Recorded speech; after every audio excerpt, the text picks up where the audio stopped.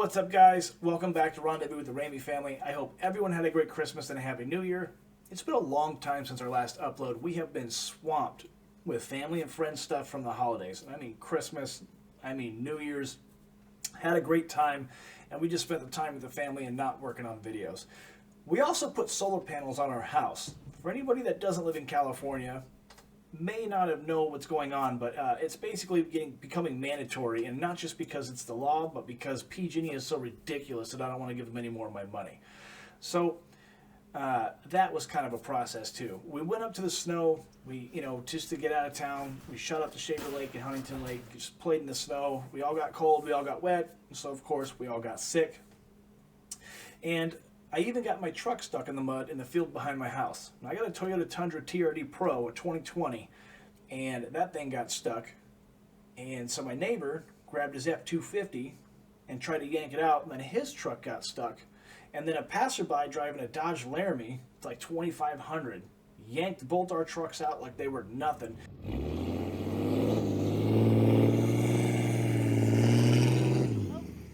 So that kind of settled a really old argument that every truck owner's had with another truck owner. That was kind of fun. Anyway, all of that, and then we still managed to fit in some time to go on a road trip. Now, the road trip was up to the Pacific Northwest, and it wasn't just about looking at boats. Naturally, we are going to have some boat tour videos coming up, but that's not why we did a 2,000-mile road trip in 5 days. One, I've been in contact with a yacht broker who has put together a list of blue water liveaboards that we're on the market for, and we are slowly but surely narrowing down our future home. So we've looked at a lot of boats and a lot of different marinas, and I wanted to show my son the difference between our small 1969 Coronado 25 that we day sail around on a lake and a 40-foot cruiser built for offshore passage making we would be living on full time. I wanted him to be excited and to have a better understanding of what we're moving towards together. I wanted to finally step foot on a Pacific Seacraft 40 instead of watching hours of YouTube walkthroughs and marathoning Project Atticus. Big fan, by the way. If you guys want to see 7 years of sailing full time, be sure to check Project Atticus out. I'll put the link up for you. I met a lot of people on my last sailing adventure out there when I came out of the Puget Sound, and I wanted my family to meet some of them. Specifically, my old friends with the concrete boat, the Dawna. I met them in Port Angeles, Dwayne and Dawna. So, 3. I have another sailing job coming up this summer. I'm going to help a man sail from Olympia, Washington to Mexico on a beautiful Baba 40, and I'm going to be his deckhand and his navigator. And this was a good time to meet him in person and get to know each other before we're 50 miles offshore of the Pacific Ocean for weeks at a time, and then the Sea of Cortez, and then ultimately some Mexican port town where the food's going to be delicious. I'm hoping for La Paz or Puerto Vallarta, but we'll see what I can talk him into. And lastly, the reason why I went out there is I wanted my wife and son, who had never seen Washington or the Pacific Northwest, to see it for themselves. So, to see the boats, we had to go to Seattle, but we didn't have to stay in Seattle. And I didn't have to drive up there all at once. We actually stayed in Scappoose, Oregon with Dwayne and Dawna, which is the same area that I helped my friend William get to. Now, if you remember, I had gone up to Poulsbo, Washington last year to help William get his Cal 29 sailboat from the Puget Sound all the way out to sea, down the coast, over the Columbia River Bar, and over to Scappoose, Oregon, where he finally got her in her new home. And if you watched that video, you will also remember that as we were trying to get out of the Juan de Fuca and into the ocean, we stopped at Port Angeles, where I met Dwayne and Dawna on board the Dawna. Well, what I didn't show you in that last video is while I was having breakfast with them, they had discussed with me that their home port is Scappoose, Oregon. And that's coincidentally where me and William were trying to get to at the time. So they had took me aboard, fed me breakfast, and they left a lasting impression on me. So much so that I stayed in touch with them, and they invited my family and I to stay with them for the weekend.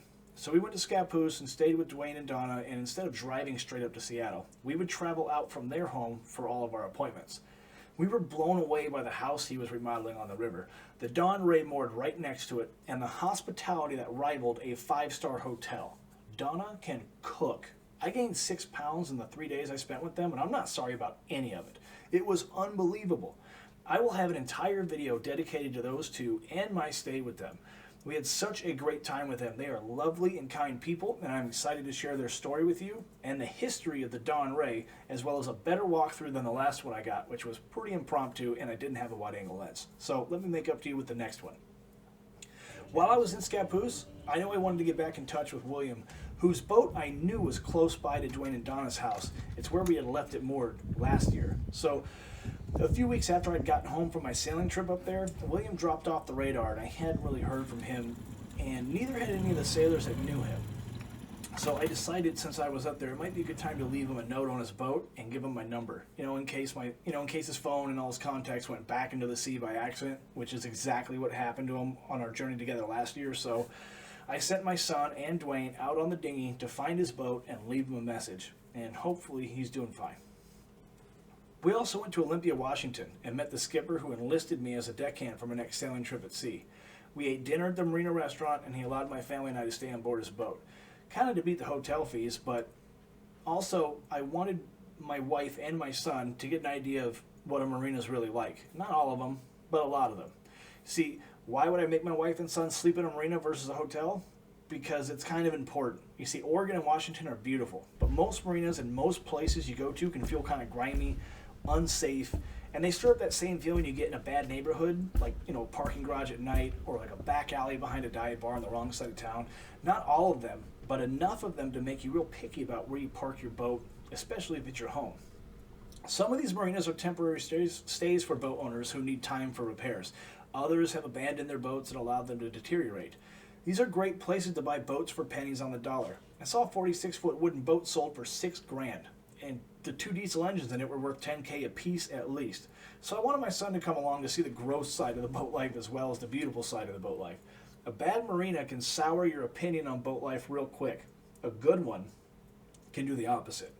This one was a bad one, but my wife and my son and I, we all had a great time anyways, which is kind of promising. So before I left the skipper, I helped him with a few things that were kind of heavy to get on board, so I lugged an anchor down there for him, and I brought a water maker on board for him and got it down the companionway steps and got it situated so that he can work on it after I had left. And as a thank you, he gave me an autopilot for a tiller that would fit on my boat. So, it's a $400 piece of equipment that I got for free. That's pretty cool. So I'm looking forward to putting that on while we do the refit on Risque. So after we left, I thanked him for his hospitality. I decided to show my family how pretty Long Beach, Washington, Astoria, Oregon, and the Columbia River Bar really is. The last time I sailed the bar, the fog rolled in so thick that day. And today was no different. And this time, I got better shots of the tankers that almost ran me over that night last year. So people in California are so used to the sun that the fog that is here almost daily is really something to see for us. So lucky for you, I have lots of hours flying drones, and this is footage I'm happy to share with you all. I hope you like it. Big things coming soon for the 3 of us for sure.